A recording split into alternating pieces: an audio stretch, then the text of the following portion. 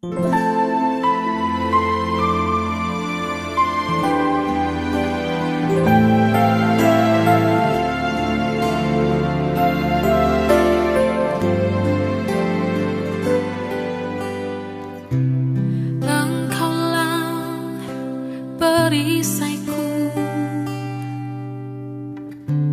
saat badai hidup menerpaku.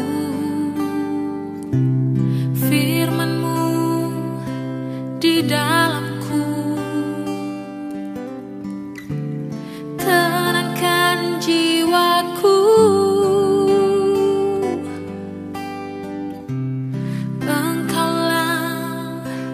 Perisaiku saat badai hidup menerpaku. Firman-Mu di dalamku tenangkan jiwaku. Ku kan berdiri di tengah badai dalam kekuatan yang Kau berikan. Sampai kapanpun ku kan bertahan, karena Yesus selalu menopang. Ku kan bertahan di dalam tekanan dengan kekuatan yang Kau berikan.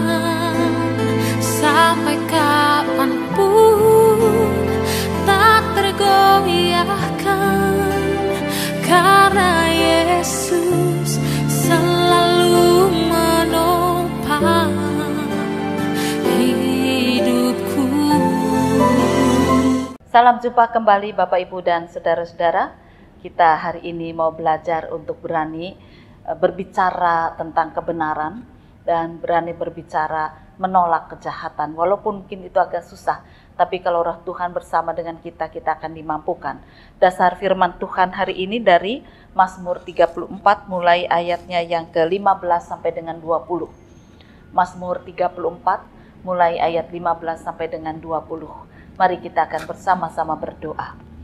Tuhan Yesus, ajarkan pada kami untuk kami berani berkata tidak pada kejahatan, berani berkata tidak pada dosa, dan kami berani berkata benar dan berjuang dalam kebenaran. Mungkin kami akan menanggung resiko, tetapi ketika Tuhan bersama kami, penghiburan dari Tuhan akan memampukan menguatkan kami menjadi anak-anak-Mu yang tampil hidup benar di hadapan Tuhan dan sesama. Berkaryalah ya Tuhan. Inilah doa kami dalam nama Tuhan Yesus Kristus. Dan lakukanlah yang baik. Carilah perdamaian dan berusahalah mendapatkannya. Mata Tuhan tertuju kepada orang-orang benar, dan telinganya kepada teriak mereka minta tolong. Wajah Tuhan menentang orang-orang yang berbuat jahat untuk melenyapkan ingatan kepada mereka dari muka bumi. Apabila orang-orang benar itu berseru-seru, maka Tuhan mendengar dan melepaskan mereka dari segala kesesakannya. Tuhan itu dekat kepada orang-orang yang patah hati, dan Ia menyelamatkan orang-orang yang remuk jiwanya. Kemalangan orang benar banyak, tetapi Tuhan melepaskan dia dari semuanya itu. Bapak, Ibu, dan saudara-saudara, dikatakan ada seorang pengusaha yang mencari pegawai yang setia. Dia kepingin tahu dari sekian banyak pegawai itu mana yang setia. Kalau satu saat nanti perusahaan ini mengalami masalah, mudah-mudahan sih nggak bangkrut ya, tapi kalau sampai mengalami masalah, dia kepingin tahu siapa yang akan tetap setia bersama dengan dia ketika dia sedang berjuang kembali membangun perusahaan. Nah, kemudian satu demi satu dites. Akhirnya tinggal 2 orang yang menjabat jabatan cukup tinggi ya di perusahaannya itu. Lalu satu dipanggil dan pengusaha itu berkata begini, kamu tahu usaha ini banyak yang iri, ada orang-orang jahat di sekitar kita, dari dalam perusahaan ini pun ada orang jahat itu. Nah, kamu harus cari dan bunuh orang itu. Wah, dia kaget. Bunuh, Pak? Ya, dia akan menghancurkan kita kalau kita tidak bunuh. Lalu dengan mantap, pegawai ini berkata, baik, saya akan lakukan, saya akan cari. Baik, pengusaha itu mengatakan, saya kasih waktu kamu 3 hari. Kemudian setelah 3 hari, dipanggil dan ditanya, sudah ketemu belum? Ada sih Pak, tapi belum saya bunuh. Tapi kamu mau bunuh dia? Iya, saya sedang cari cara supaya ketika dia mati, tidak ada orang tahu. Baik, pengusaha itu mengatakan, kamu bagus. Nah, tinggal yang satu. Yang satu kemudian dipanggil, dikasih soal yang sama. Nah, ada orang jahat di sekitar kita. Cari dan bunuh. Lalu ketika dikasih waktu dan waktu itu habis, orang ini datang dan dia berkata, saya sudah jumpa tetapi saya tidak akan membunuh. Kenapa? Karena nyawa itu bukan milik saya. Kalau gitu kamu harus keluar. Karena kamu tidak setia pada perusahaan, kamu lebih setia pada penjahat. Baik, dengan sangat berat hati kalau itu putusan Bapak, saya akan keluar. Dan kemudian dia menyiapkan surat pengunduran diri. Sementara yang satu itu kemudian dikatakan masih berusaha untuk mencari cara untuk membunuh orang-orang yang dianggap jahat tadi. Nah, Bapak, Ibu, dan saudara-saudara, kemudian pengusaha itu pulang dan dia berdoa pada Tuhan. Tuhan Yesus, terima kasih. Engkau sudah menunjukkan padaku orang yang setia. Orang yang berani berkata tidak. Orang yang berani memperjuangkan hak sesamanya, walaupun tahu orang itu kurang baik, tetapi dia yakin orang itu masih bisa untuk dibina, ataupun kalau tidak bisa maka akan dikeluarkan secara baik-baik, tapi bukan dengan cara dibunuh.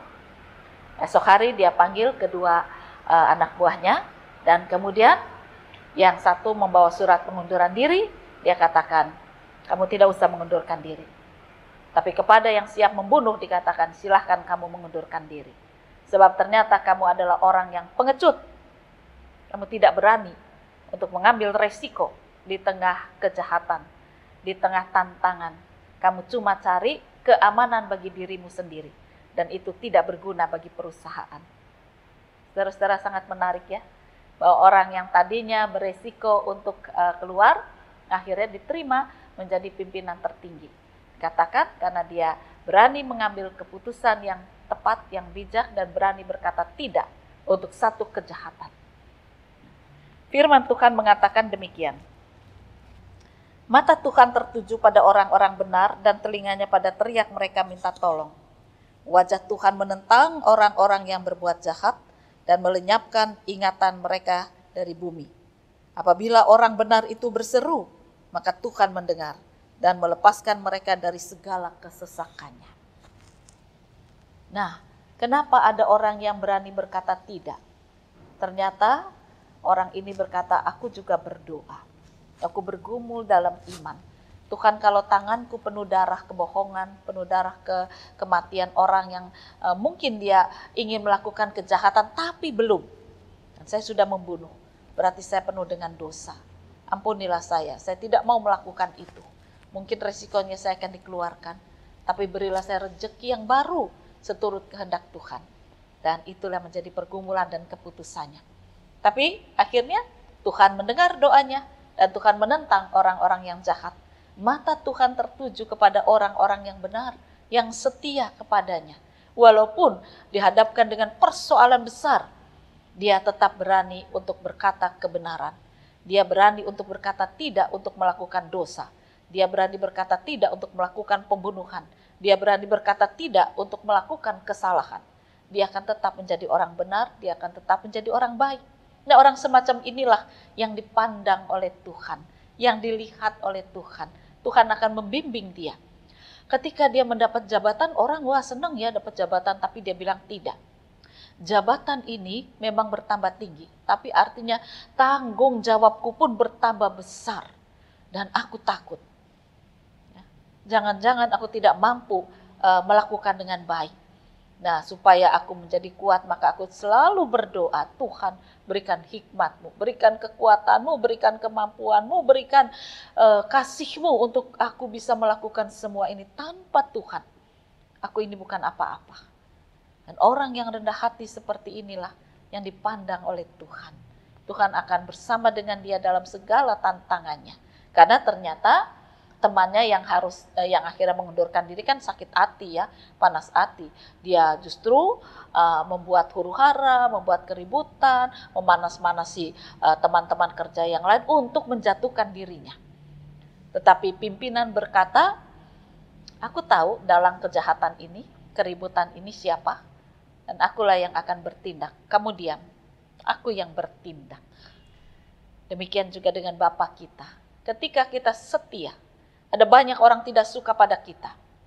Tapi Bapa berkata, aku yang bertindak. Aku yang akan melakukan perkara-perkara ini menjadi selesai. Diamlah kamu sebagai anak, nurutlah. Sebab mata Tuhan tertuju pada orang-orang yang benar. Dan Tuhan akan bertindak untuk orang-orang benar tadi. Jadi marilah kita lanjutkan kehidupan ini. Meskipun ada banyak tantangan, ada banyak orang tidak suka kalau kita berkata jujur dan benar, kalau kita berkata kasih, kalau kita berani berkata tidak untuk melakukan dosa, tetapi yakinlah Tuhan yang menjadi pembela kita. Dialah yang akan bertindak untuk kita, melindungi, menjaga, memelihara kehidupan kita sekarang dan hari esok. Jadi biarlah kita berani berkata tidak untuk melakukan dosa.